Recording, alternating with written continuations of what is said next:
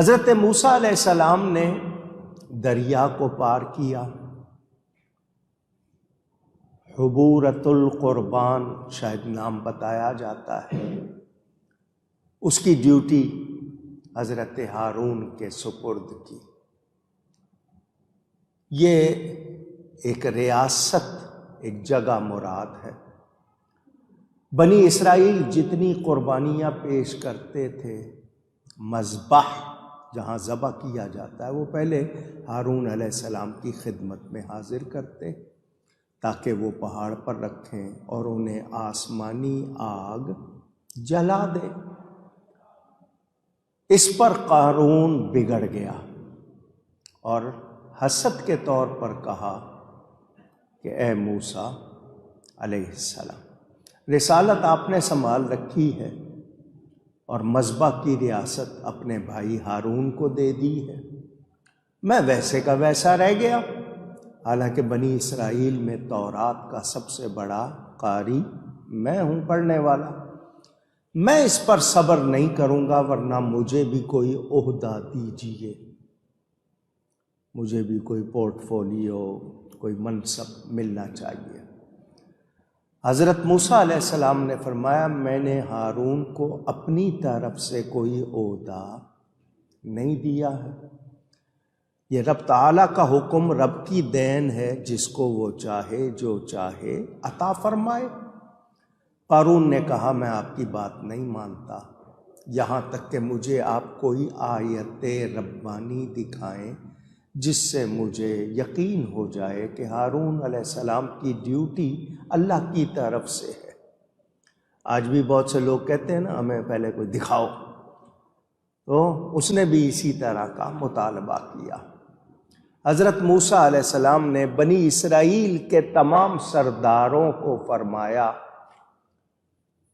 کہ آپ لوگ اپنے عصا، لاٹھی، ڈنڈے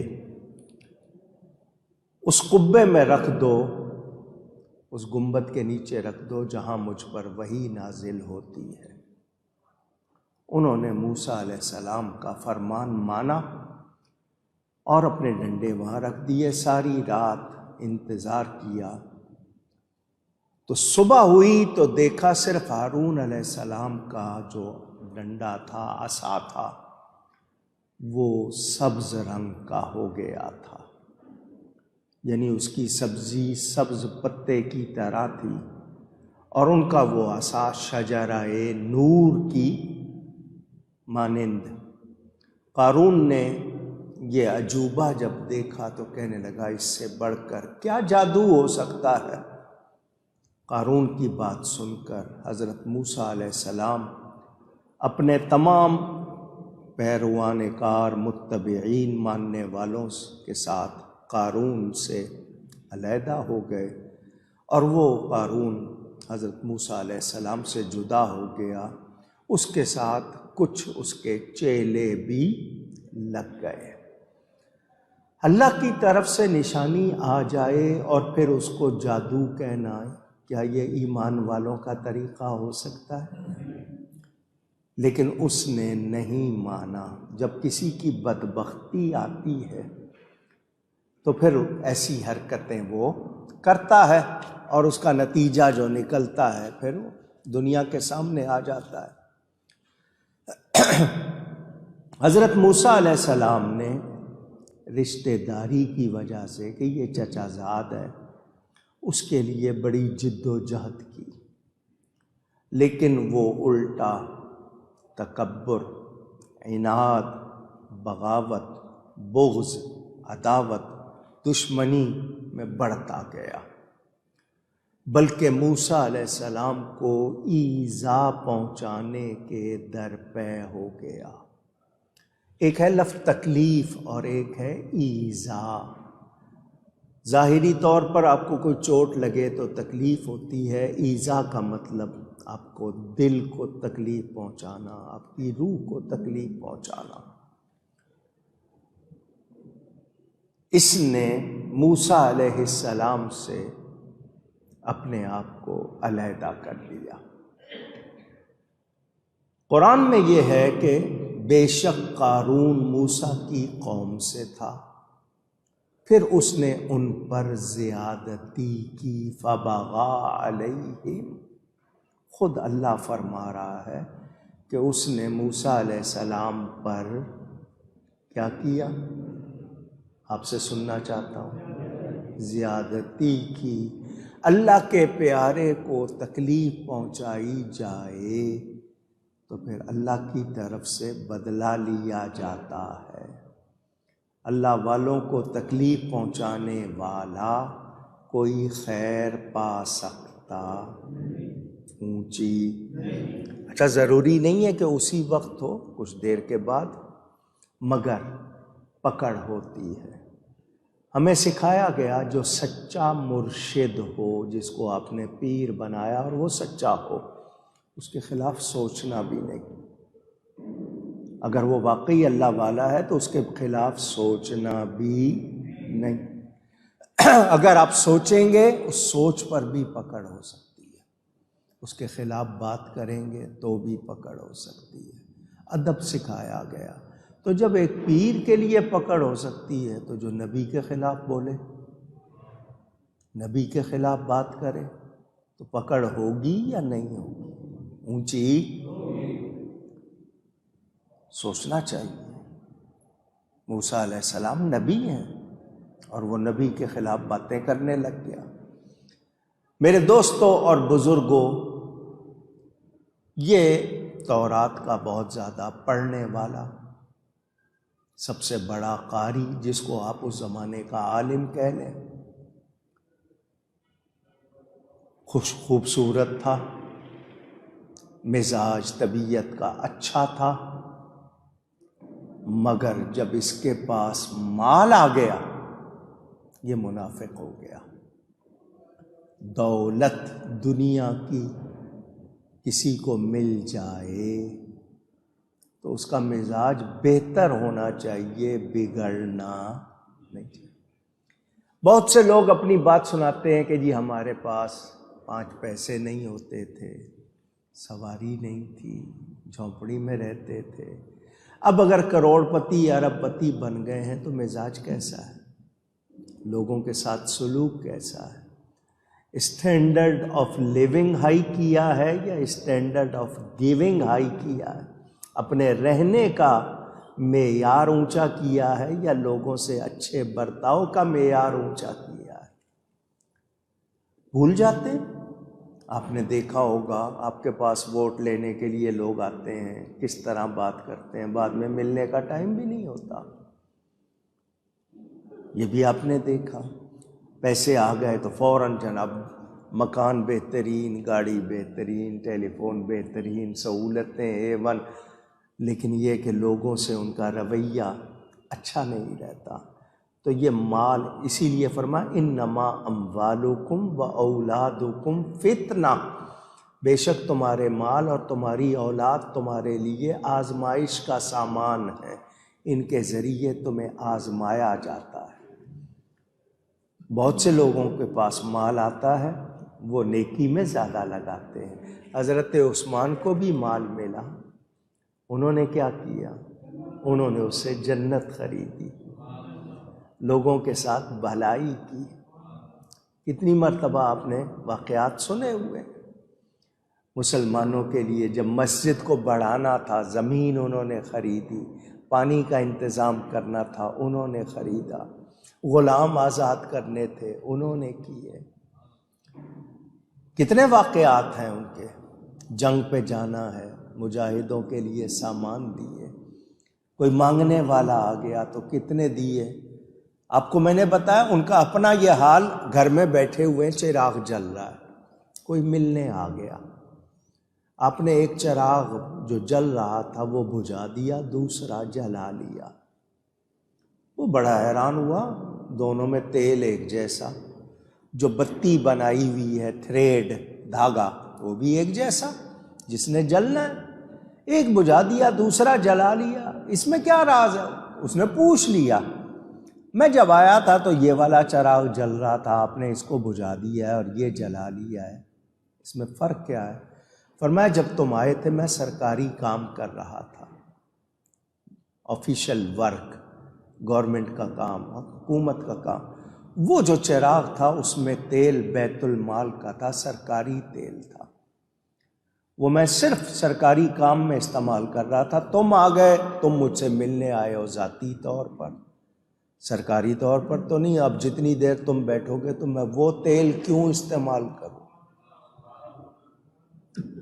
کچھ سمجھ آئی بات کی؟ کتنے ڈرنے والے تھے، کیسے ڈرنے والے لوگ تھے۔ اور آج مال مل جائے تو کیا ہوتا ہے، لوٹتے ہیں۔ وہ خبر آئی کی تھی نا پچھلی مرتبہ، جب اسمبلی کی مدت ختم ہوئی تو پارلیمنٹ لاجز، جو اسمبلی کے ممبروں کے رہنے کے لیے جگہ بنائی ہوئی تھی، وہاں سے لوگ ایئر کنڈیشن نکال کے لے گئے، گملے لے گئے، فرنیچر لے گئے، قالین اٹھا کے لے گئے۔ تو ایسے لوگ کیا قوم کے رہنما صحیح ہیں؟ پوچھ رہا ہوں، اندازہ کریں۔ کسی کی چیز آپ کسی دکان پہ جاتے ہیں، بغیر پوچھے اٹھا کے چکھ لیتے ہیں، ایسا نہیں کرنا چاہیے۔ پہلے اس سے پوچھیں کیا میں چکھ لوں، وہ اجازت دے تو چکھیں۔ آپ خود منہ میں ڈال لیتے ہیں 10-12 دانے، یا تو اسے کہیں کہ اتنے دانے اس میں سے کم کر دو جو وزن میرا دے رہے ہو، لیکن ہم پرواہ نہیں کرتے۔ تو جو لقمہ جاتا ہے ایسا، پھر وہ اپنا اثر دکھائے گا یا نہیں دکھائے گا، خون میں شامل ہوگا، آپ کے مزاج میں۔ تو یہ اس قارون کی بغاوت سن کر مجھے اور آپ کو سمجھنا چاہیے۔ میرے دوستوں اور بزرگوں، یہ چونکہ رشتے میں، برادری میں تھا، اس کو ہم قوم کہا گیا کہ یہ موسیٰ علیہ السلام کی قوم سے تھا۔ ورنہ کوئی کافر، مسئلہ سن لیں، کوئی کون؟ پھر کہیے گا، کوئی کافر کسی مومن کا ہم قوم نہیں ہوتا۔ آپ کہیں گے نہیں جی ہمارے کچھ رشتہ دار، تو سنیں، جب وہ ایمان والے نہیں ہیں تو پھر اگر میں آپ سے پوچھوں کہ آپ کون سی قوم، کوئی کہے گا میں شیخ ہوں، کوئی کہے گا میں ملک ہوں، کوئی کہے گا میں چودھری ہوں، کوئی کہے گا میں جاٹ ہوں، جٹ ہوں، کوئی کہے گا میں گجر ہوں، آپ لوگ یہ بتاتے ہیں ہماری قوم کیا ہے؟ نبی پاک نے یہ ساری چیزیں ختم کر دی، ایک لڑی میں پرو دیا جس کا نام ہے لا الہ الا اللہ محمد الرسول اللہ صلی اللہ علیہ وسلم۔ علامہ اقبال نے بھی کہا نا، اپنی ملت کو قیاس اقوام مغرب سے نہ کر، خاص ہے ترکیب میں قوم رسول ہاشمی۔ مسلمان پوری دنیا کے ایک قوم ہے، کوئی کافر مومن کا ہم قوم نہیں ہوتا۔ یہ نسبی خاندانی طور پر مراد ہے، لیکن ایمانی لحاظ سے وہ ہمارا نہیں ہو سکتا۔ خاندانی طور پر اگر ہے تو وہ صرف ظاہری طور پر ہے، اصلی نہیں ہے۔ ہماری اصلی قوم ہمارا ایمانی حوالہ ہے۔ سمجھ آ گئی بات؟ میرے دوستوں اور بزرگوں، اس نے تمام مسلمانوں پر بلندی چاہی، مجھے عہدہ ملے، میں سردار شمار ہوں، میرا کوئی مقام ہو۔ حضرت ہارون علیہ السلام موسیٰ علیہ السلام کے بھائی ہیں سگے، ان کو جو منصب دیا کس نے دیا؟ اللہ تعالیٰ نے۔ تو تمام بنی اسرائیل قربانیاں پیش کر رہی ہے، مگر قبول کس کی ہو رہی ہے؟ اللہ کس کو نواز رہا ہے؟ کس کے لیے ہے؟ یہ شخص اکیلا، وہ کہتے ہیں نا ایک مچھلی سارے تالاب کو خراب کر دیتی ہے، کبھی کبھی ایسا ہوتا ہے، اور کبھی ایسا ہوتا ہے کوئی ایک اچھا آ جاتا ہے، اس کی وجہ سے قوم سدھر جاتی ہے۔ یہ بگاڑنے والے، تو جو شریر ہیں، شر والے ہیں، ان سے خیر کی امید رکھی جا سکتی، اونچی کہیے گا۔ خیر والے اگر کبھی ان سے کوئی غلطی ہو جائے، شرمندہ ہوتے ہیں، توبہ کرتے ہیں۔ یہ اکڑ گیا۔ موسیٰ علیہ السلام کے سامنے ساری کاروائی ہوئی، اس نے جادو کہہ دیا اور اس نے نہیں مانا۔ تو جو اللہ کی نہیں مانتا پھر اس کے لیے کوئی عزت، کوئی مرتبہ، کوئی خیر نہیں۔ یہ یاد کر لیں، اپنے بچوں کو بھی یاد کرائیں، اپنے گھر والوں کو بھی یاد کرائیں۔ 3 باتیں۔ پہلی بات تو یہ کہ اللہ کے کسی حکم کو ہلکا نہیں سمجھنا۔ اللہ تعالیٰ کے کسی حکم کو ہلکا نہیں سمجھنا۔ رب کا حکم ہے، عمل کر سکتے ہیں ضرور کریں، نہیں کرتے خود کو گناہگار سمجھیں، مگر اللہ کے حکم کو ہلکا نہ لیں۔ دوسری بات یہ کہ تکبر نہیں کرنا۔ کیا کہا میں نے؟ تکبر کا مطلب آپ اردو میں غرور بولتے ہیں۔ غرور کے معنی دھوکے کے ہوتے ہیں، اور جو غرور کرتا ہے وہ اپنے آپ کو دھوکہ ہی دے رہا ہوتا ہے، جو نہیں ہوتا وہ سمجھ رہا ہوتا ہے میں یہ ہوں، ہوتا وہ نہیں ہے۔ تکبر نہیں کرنا، کسی کو اپنے سے حقیر نہ سمجھو۔ اگر تمہیں 4 پیسے ملے ہیں تو اللہ کا شکر کرو، دوسرے کو حقیر اونچی کہیے۔ کسی کے کپڑے پھٹے ہوئے تو ڈرو کہ یا اللہ تیرا شکر ہے تو نے مجھے اس حال کو نہیں پہنچایا، مجھے بہتر بنایا۔ اس کو حقیر نہیں سمجھنا۔ اگر کسی کپڑے کو پہن کے، کسی چیز کو پہن کے آپ کے اندر تکبر آتا ہے تو وہ چیز آپ کے لیے اچھی۔ تیسری چیز، رب کی نعمتیں جب بھی ملیں، جتنی ملیں، شکر کریں۔ رب کی نعمتوں پر میں نے 3 باتیں آپ کو یاد کرائیں۔ اللہ کے حکم کو ہلکا نہیں سمجھنا، تکبر نہیں کرنا، اور جو نعمت ملے، جتنی ملے، جیسی ملے، شکر کرنا ہے۔